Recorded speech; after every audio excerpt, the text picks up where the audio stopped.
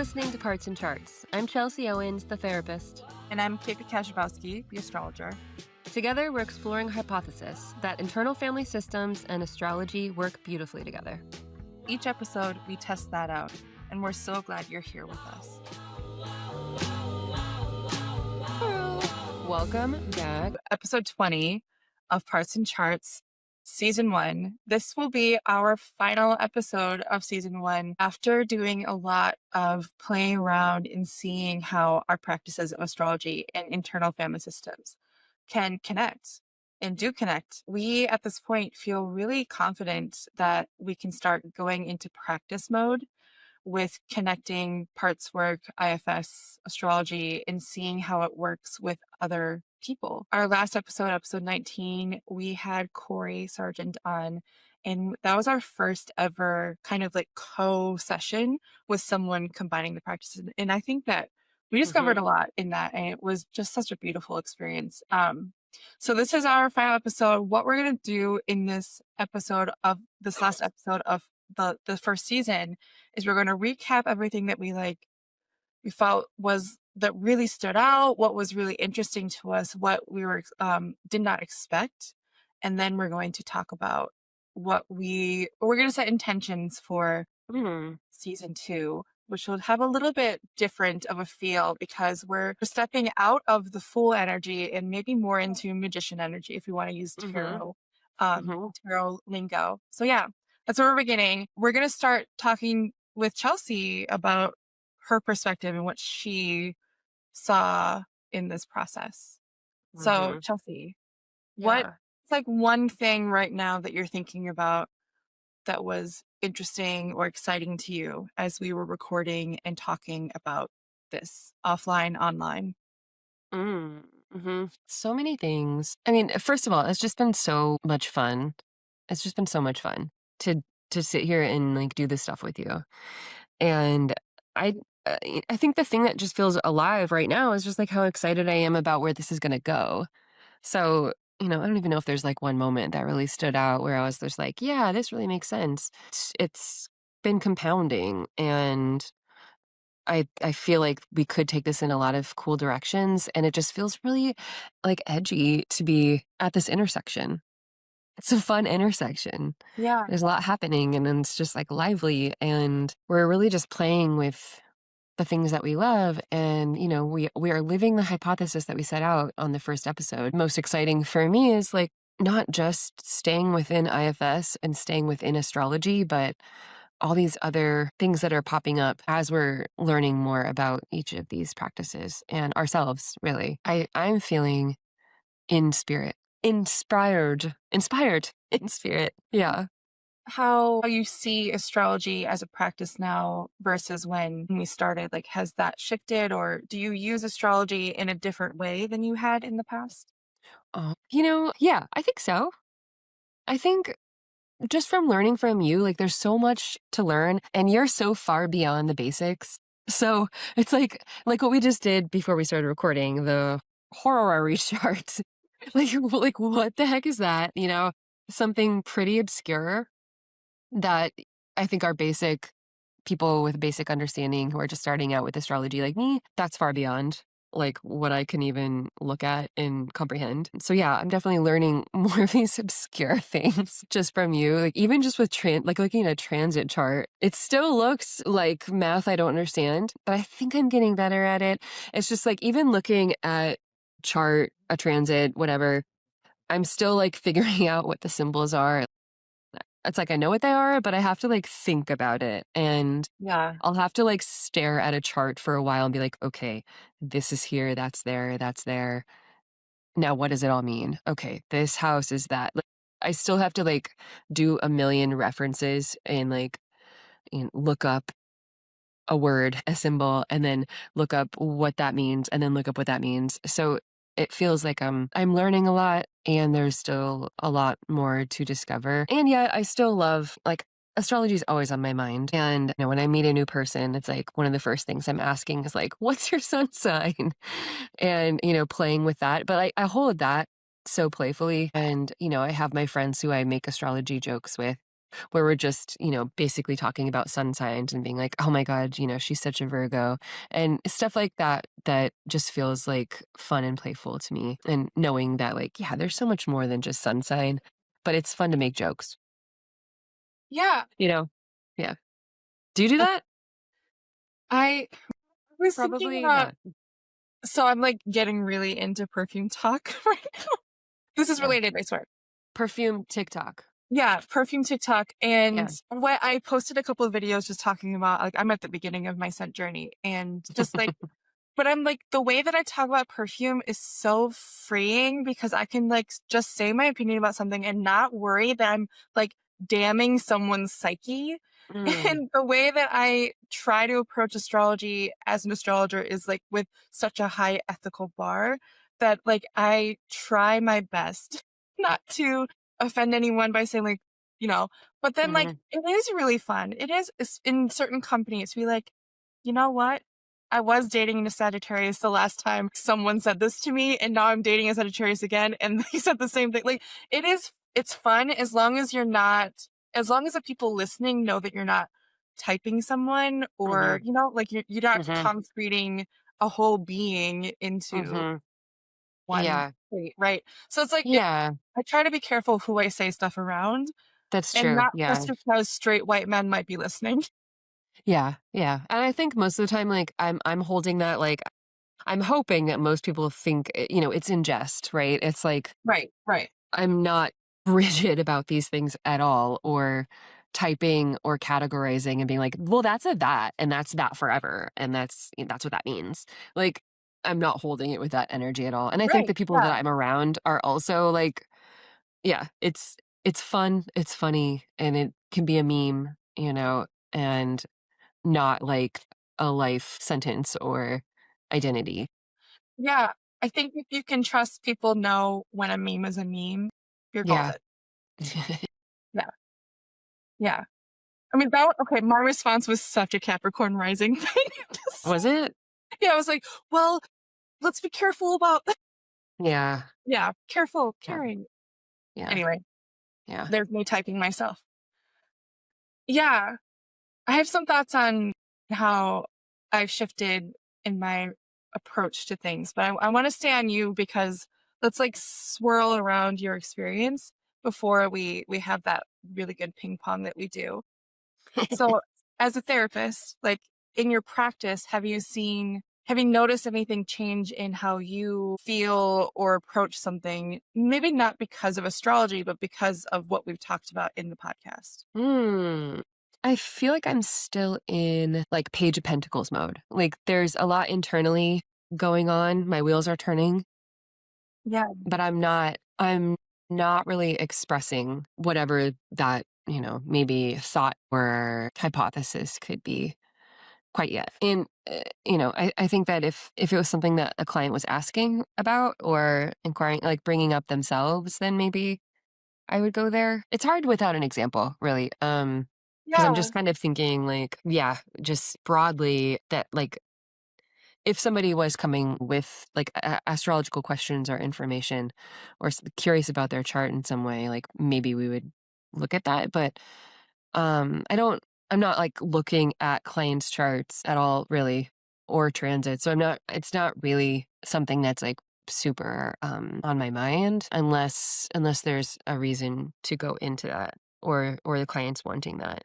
But I have my own, maybe thoughts coming up inside that like, oh, maybe it's this or that, or like, I'm wondering like, oh, I wonder if they have what's going on in this house or like this planet for them.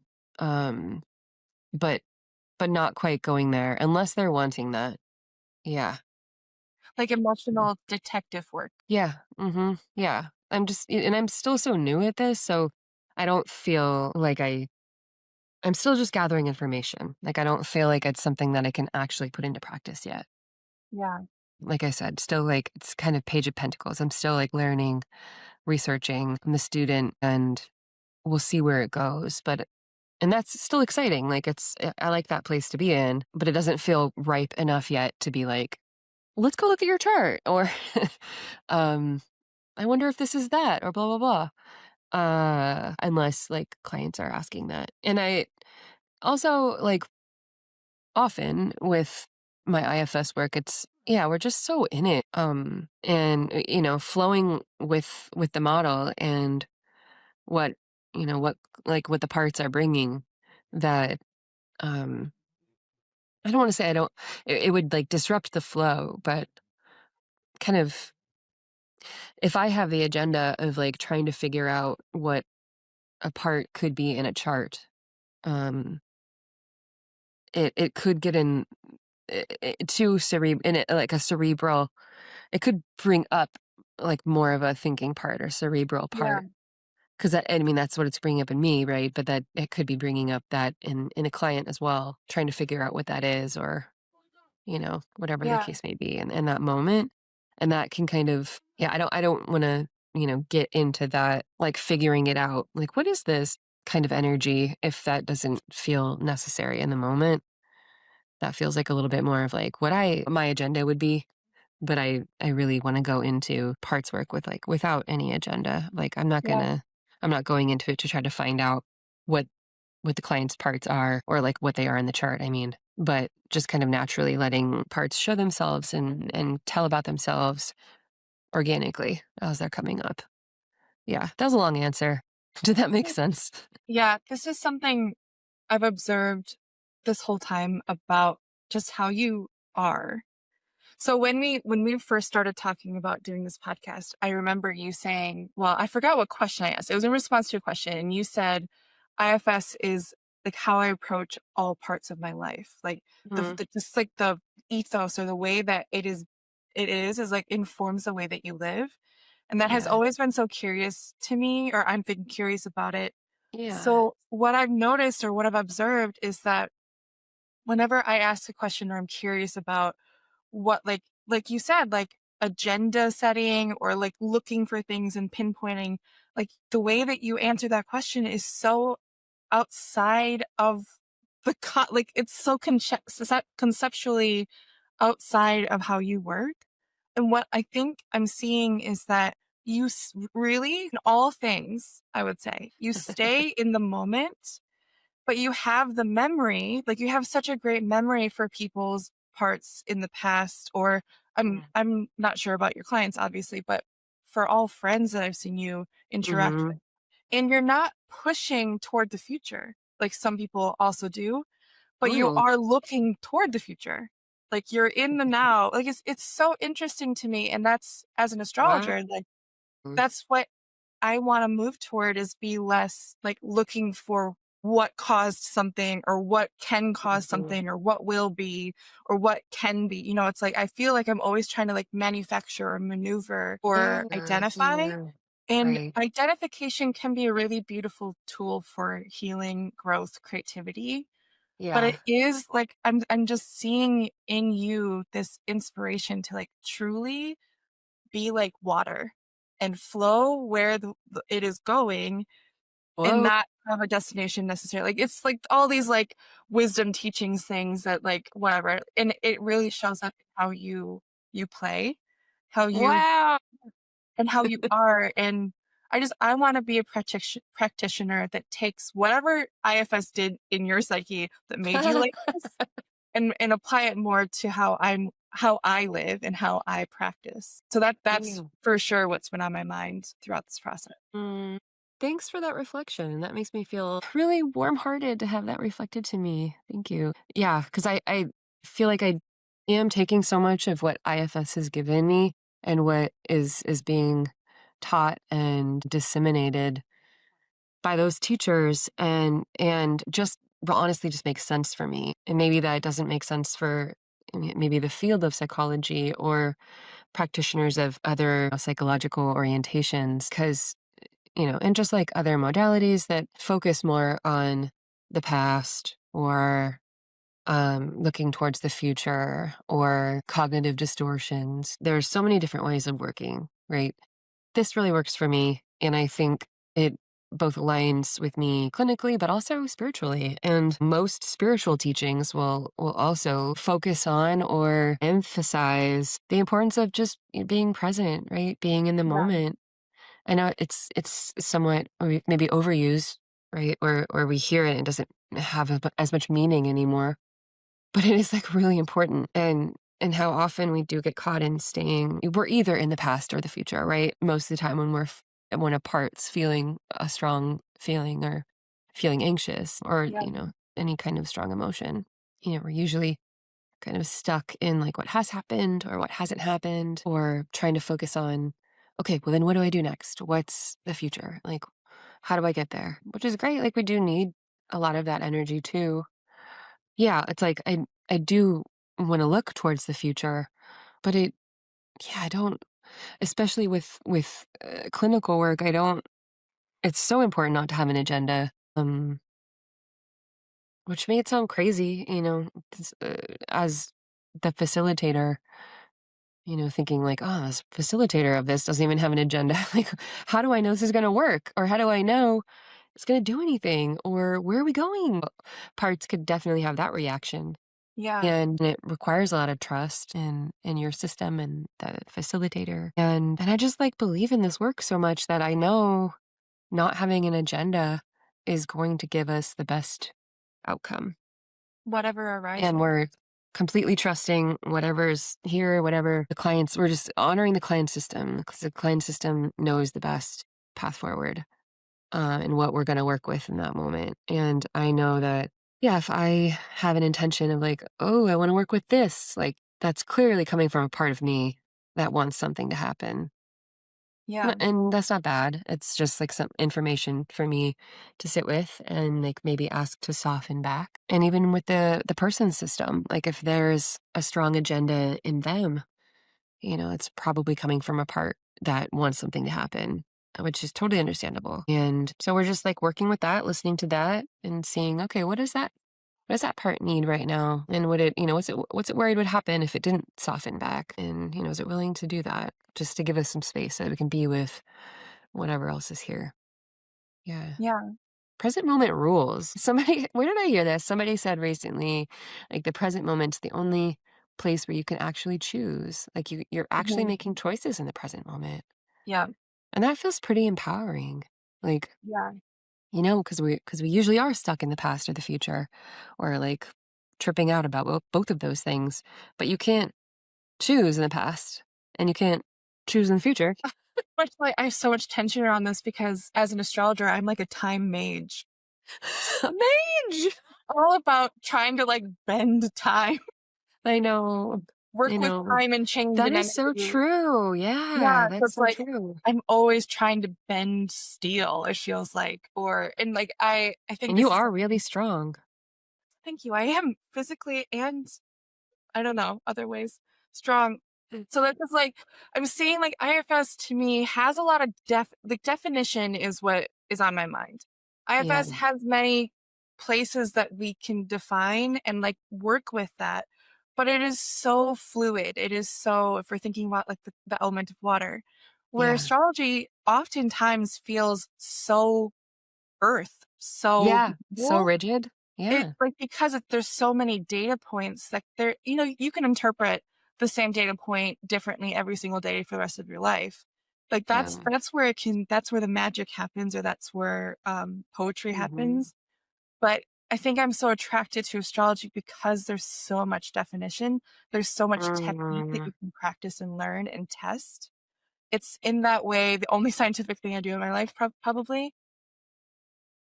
So it's like I really do have to change my approach in order to incorporate the wisdoms of IFS, but I have resistance to changing my approach because I really benefit from having this ability to like go through thousands of data points and make an interpretation. So like I Mm. personally feel like a very watery person and Yeah. also I use these very defined tools. Yeah. And I'm saying all this because like I'm really I feel so inspired to become more of a parts work practitioner who is Mhm. also an astrologer. And Yeah. like astrology first always in my mind, but like Yeah. I've seen how powerful it is just to get inside of my own systems with your guidance and listen and like have no idea what is about to be said or shown me and just whatever is shown to me feels like my muscles loosen a little bit, my heart opens a little bit. And I don't have to like put them somewhere or make use of them or like act in this like hyper productive, materialistic kind of way. It just Mhm. exists.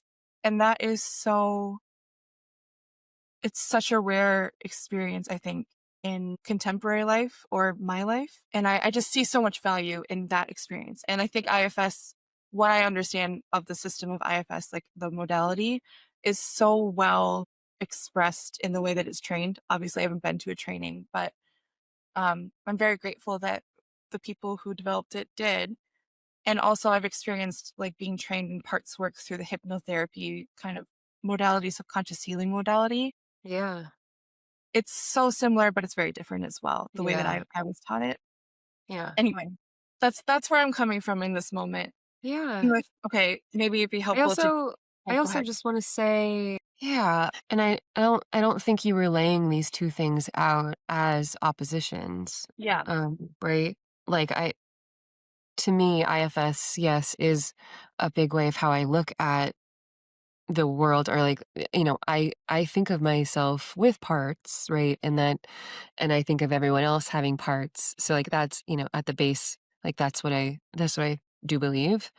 And also, and then I do believe all of those parts could probably be pinpointed somewhere in my chart, right? Or informed by my chart. And also I do think IFS like is a healing modality. Like its goal is to heal what needs to be healed.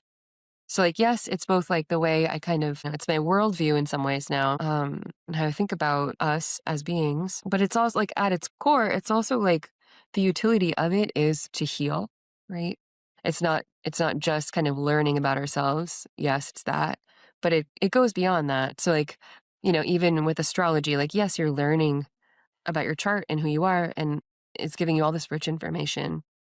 But like for me, like IFS is like this other thing, this step further that's, just by nature of what it is healing whatever needs to be healed. So it's, you know, it, I don't want to say it's like they're not the same thing, or they're different worlds or things, right? That don't have to be like, I don't know. It's like you don't have to be like, give up trying to bend time. Yeah, I think that's what I'm saying. You don't have to give up bending time. You can still do that. Heal your parts and do parts work. And there can also be parts that like looking at all these data points and getting information and having maybe some structure in that way. If all my parts were healed, we probably wouldn't need to bend time. It might still be fun though. There might be some Yeah. parts that are like, let's go look at a bunch of data and bend time and try to figure this out. Like Yeah. For for fun. fun, not because like I'm not like out of fear, right? Or not because I think I have to find this answer or else something really bad will happen, right? It's like it's a different energy. It feels different. Yeah.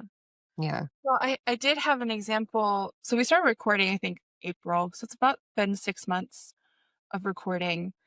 But I'm like just getting to that point where I think things are actually like sinking in. Mhm. So the other day I got a new book on Chiron. I'm jumping into Chiron even further, Yeah. inspired by this for sure, this podcast. But I was thinking about if I were to talk with someone about their Chiron experience, Hmm. I step in as interpreter. I'm like, here's your Chiron, and this is how Chiron's interacting with da da da da da da. Like, and this is what I'm seeing. Does this resonate with you? How does this land for you? Does this connect with something? Are you thinking about something right away? That's usually how I approach talking about Chiron or any Yeah. placement.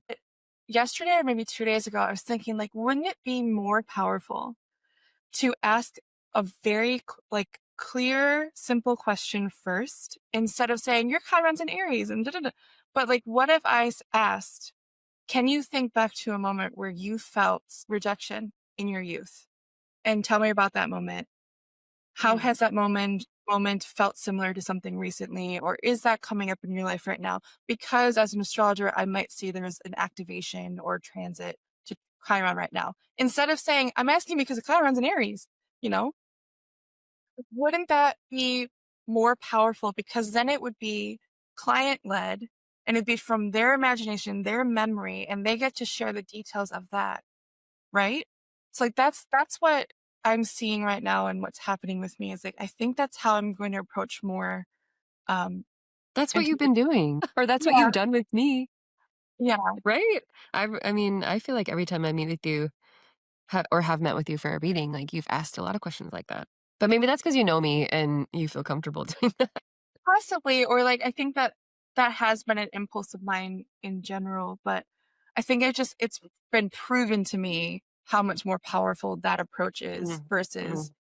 being like a walking, talking textbook. And like Oh, I shouldn't talk like that about being an interpreter. Interpretation yeah, is such a beautiful thing when you can yeah, trust the ethics and the ethos of the person doing it. yeah, But I just am always kind of I want to cultivate my ethos. I want to cultivate my ethics. And yeah. now I'm like I'm so much more motivated to bring that into my practice than I was before. Okay, mhm, yeah, yeah. Wow, that's really cool. Or even just like imagine a birth chart interpretation session beginning with like going inward first and asking Mhm, what needs to come out or what needs to speak right now. And then we mhm. go from there. Like even just starting like that would be Yeah. something Well, to try.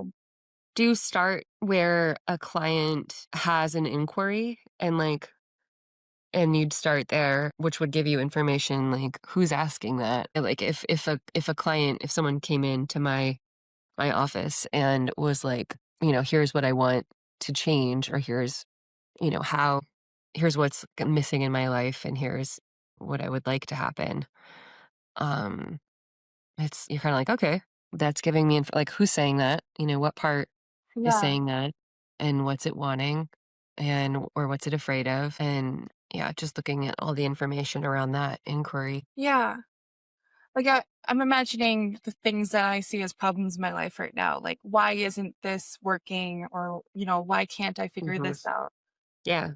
Those questions, I mean, just the tone of those questions immediately are defensive or like defeatist, right? Where if a session, I'm not saying that's how clients come to me, but that's Mm-hmm. how I would come to an astrologer right now, Yeah, to be honest. Like, same. why isn't this working?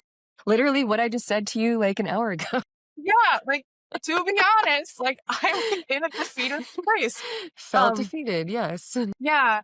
But like, so what if a session began there? That's the query. But then we go in and we ask, well, who's asking this? Why? Like you just said.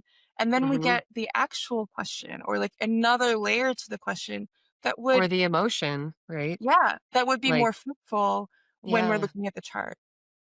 Hmm. So this is what's on my mind. Like how can I do parts work? How can I do IFS adjacent energy work so that my client experiences and my experiences are more deeply felt and more meaningful, more powerful. They don't have My to my be. initial my initial thought is for you to experience it more Yeah, of yourself, like in your own system. That's how I came to this work. That's how I got hooked, because I explored my own system. So I think that's going to be especially good for you, because I feel like you are pretty hmm, I feel like your body tells you a lot of information, right? yeah, And so I think, and you have such strong thinking parts that want to figure it all out. And that's like so nice. And they could probably learn a lot of information by reading or like watching videos for sure. But I think the best information is going to be from you experiencing it yourself yeah, and like doing that work and then applying that to however you want to, work with folks. That's really what my path was. And I don't know if I would have integrated and absorbed what the essence of IFS is if I hadn't experienced it fully yeah, myself. Like if I was just going to trainings and taking it all in, like that's a layer of learning for sure. But I don't know if you fully like could grasp it all yeah, without working with your own system first. So, I mean, that's kind of like the basics of, I guess, any kind of therapy school, right? Like learn it, do it yourself, and then take that knowledge and apply it. But also like doing it like little trainings or workshops also helps for sure. Cause like IFS definitely has its own protocol and its own way of doing things. And other people do, parts work, not just IFS, but like just parts work. And yeah, hypnotherapy is so close too. So, there's a lot of ways of learning how to work with parts. And um I think the only difference would be, for someone who's not licensed or not like a mental health practitioner, would just to be noticing like when trauma is present or comes up or someone's like dealing with that or struggling with that, that's, a place where you would refer to somebody else, right? Like that's going to be an area where you're not going to work with that person, or that's what they say, right? With like coaching, you can work with a lot of stuff, but if it's in that realm, um, it's like, yeah, maybe refer out. Yeah. So working with your own system, doing what we're doing here. I think that you would be an incredible astrologer. Really? Yeah. Okay. I feel so amateur. That's my Well, goal. My goal is to get better at it and work with and just learn how to, yeah. It's like what you're saying about me being so much like water. I think it really does feel so hard for me to like take all my water and fill it into like this I don't know, cylinder that is like full of data points and maps and charts, and I'm just like my brain explodes. But I think it can do that. I can contain it and learn some of these more pointed, exacting tools for sure. So that's season 2. so there's like discussion about astrology being, if we're talking about the four elements, astrology requires earth and air energy. Mhm. And I think the rationale behind that is that Saturn, the planet of Sure. time, and Mercury, the planet of interpretation and language, are the two Um, planets that like give us the power of astrology. uh, Uh, really? and both of the signs that they rule are air and earth signs. So Saturn rules Aquarius and Capricorn, and Mercury rules Virgo and Gemini. Mm. So I think that's where the rationale comes from. You have such powerful air energy in your chart. Do Like, I? yes, you do. You don't have any earth placements, major earth placements. I But you have know. very strong air placements. Wait, what do You've got I have something in Capricorn. It's one of oh, the, like, Virgo? minor planets, though. Would it be Um, Neptune? maybe it's Neptune, or is it Neptune and Scorpio? Yeah, I mean, that's good. Wait, now That's I have to find out. But, yeah, my air. So you got skills, but it might not feel as earthy as my approach because I have so much energy in Capricorn as well as Libra. Um, Oh, yeah, so I do anyway, have Neptune in the 6th. okay, yeah, yeah. Anyhow, doesn't really That's sorry, Neptune doesn't really matter. Neptune, but Neptune is the I'm just planet of kidding. like I love Neptune. imagination and inspiration, and if it's in an earth sign, that's great. Okay. Anyway, I see you being the astrologer that I'm gonna back up. I'm gonna back up a little bit. Yeah. Yeah. Recently, I read something where if you have the basic understanding of design, color, and composition, you can switch art mediums with ease. And you're likely to get to the Mm. intermediate level really quickly if you have that kind of agility with the concepts of art making and Mm. design. And like Mhm. this is how I see you with astrology. Like you have all of the like intermediary and expert ability to swap or switch between like divinatory or meaning making or creative interpretation systems. Yeah. But it's you're the vessel that is going to change the modality when you use it. So like Mm. everything I do tends to have the same texture because I'm the vessel. Like the way I approach writing books or the way I paint or the way that I approach astrology is pretty similar in tone, texture, is what I would say. Mm. Yeah, Mhm. I agree with that. Like I can be very bossy and also like whatever at the same time. Like with my own energy, like I'm or brave. I shouldn't say bossy. I can be very Mm. bold. Yeah, with everything I do. And then also I'm really messy. I feel the same way. Yeah. Yeah. I I don't see know. that. Like, I feel like it's easy for me to take risks in art and Yeah. with mediums or trying new mediums or with color. Yeah. And Mhm. like, imagine applying that energy to being an astrologer. I see like you have to be able to take risks because making an interpretation is risky. Like Mhm. you can say like, Yeah. oh, it looks like you might experience joy this year as an astrologer. Or you can get more specific, and it takes boldness and a little bit of Yeah. risk to get Yeah. specific. And that's what I think that's often a criticism of many muggles out there who are, unsatisfied or not believers of like sometimes the basic or maybe vague interpretations of astrology.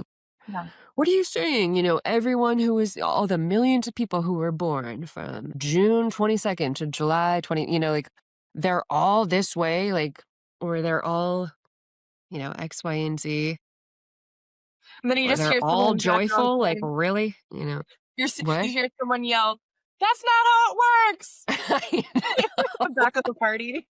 Shut Right? up! Right? Mhm. I hate those questions. Yeah.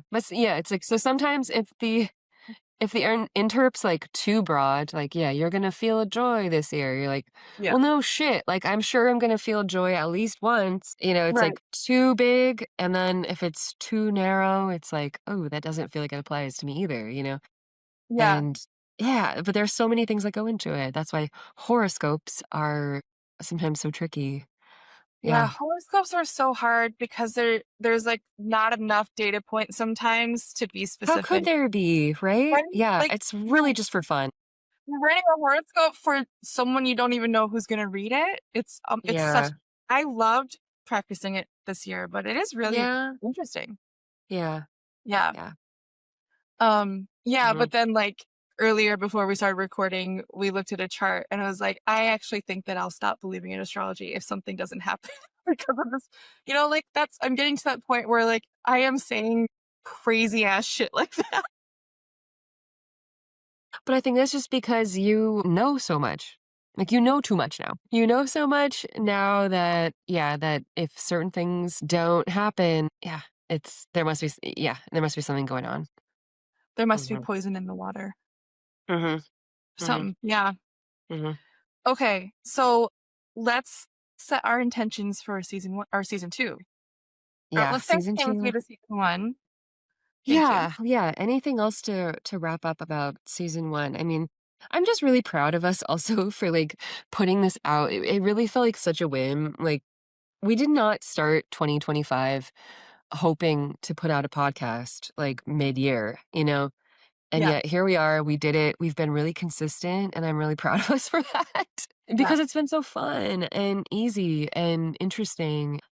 For me, I don't care if like, one person listens to this or 500 people listen to this. Like I'm just having a really good time and I hope that continues. Yeah, so I don't really even have like a financial goal or a listenership goal. I could care less about that kind of stuff. Like I'm here for being genuine and sharing what's on my heart and what I am excited about with these practices and just hoping, in our little corner of the world that sometimes feels like, oh my God, this doesn't even matter compared to the hugeness of the moment in the world. And sometimes I'm just like, what, putting out my little podcast, like this doesn't matter in the grand scheme of things. But I also feel like that's why we need to continue things like this because we are here trying to make the world a better place. And, if we can help one person, great.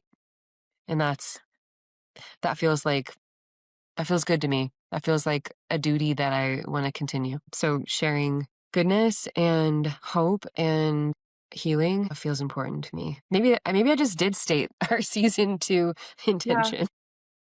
That's good. That's good. I agree. Concur 100%. My experience, like it being fun to do this is why I'm still doing this. Mhm. And also the core of just like, I feel so expanded. Like I feel like I'm learning so much with every episode in the inter conversations that we're having. I feel Mhm. it's making me think of my life card or whatever that's called, soul card, spirit card in tarot is the Mm. Hierophant.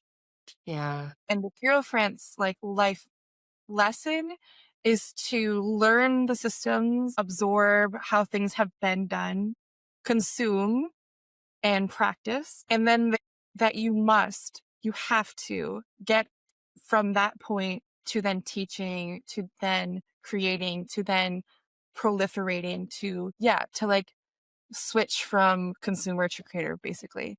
And that Mm, I think it's been a really important, this is a bridge for me. This has been a really perfect bridge for me to stop hiding so much and actually mm, share what's on my mind and like have faith that my good intentions or my core intentions are being felt, even though my words might not be precise, which is like a big thing for me, like the perfectionist part. So like, well, sure, that can be misinterpreted, and like just getting over sure. the fact that Yeah. anything can be spun Yeah. and trust that whoever's listening is receiving it in the way that I want it to be sent. Anyway, Yeah. Yeah, that yeah, that that was I feel so in resonance with that too. I think, just having um maybe it's the air placements, perfectionism, but just like I think there's something about air energy that really wants to make sure that it's saying the right thing and that its meaning is being communicated, right? Not misunderstood. And I really feel that too. And yeah. especially talking about delicate issues where I'm like, I think I know what I'm doing, but and I want people to, yeah, get a lot out of this and understand what I'm talking about and understand me and my intentions and where I'm coming from. And yeah, I think there's always, especially in therapy, like there's always a real fear of doing harm, unintentionally doing harm. And I think that's such a real fear for a lot of practitioners who are just like, where our hearts are at, which is like wanting to help and do good. And always just like monitoring, like, oh, like, am I doing something wrong or saying something wrong? Or it's just so delicate. And so, yeah, I always feel like that's in the back of my mind as well, like Yeah. just not wanting to hurt anyone, um, intentionally or Yeah.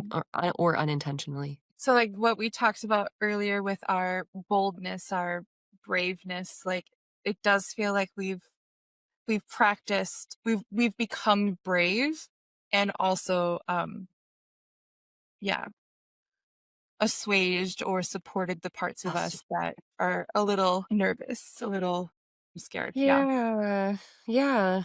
I just think of us being courageous and using our cores, our hearts, using Yeah. courage is using our cores and, leading with that, right? And that's, Mhm. yeah, it takes courage to lead with our hearts and not just with our brains Or butts. or our butts. Okay, season 2, what's our intention? We're gonna have, it's gonna be so good. So It's good. gonna be full of guests, rich conversation, more archetype episodes, more astrology, of course, experiments, demos, field trips, parties, workshops, a book, We have like a reality show. a What dating I show. Ooh, Interesting, actually. That right. I didn't think about that. What I'm looking forward to is like I keep talking about definition. Like I'm really looking forward to like getting clearer on how to use the core tenets or like the magic of both the practices in a Mhm, really fruitful, exciting way that we can mhm, demonstrate, like you said, demos with really cool guests. And also in the next, my intention for my life is to get out there and do more parts work with astrology with my clients. mhm. So like to like really, really feel it, really practice that method, and then have the podcast be where I can share what I'm experiencing. So yeah. Yeah, beautiful. Y- Yeah. So this was the Fool season, and now we're moving into the Magician season. That's so Okay, exciting.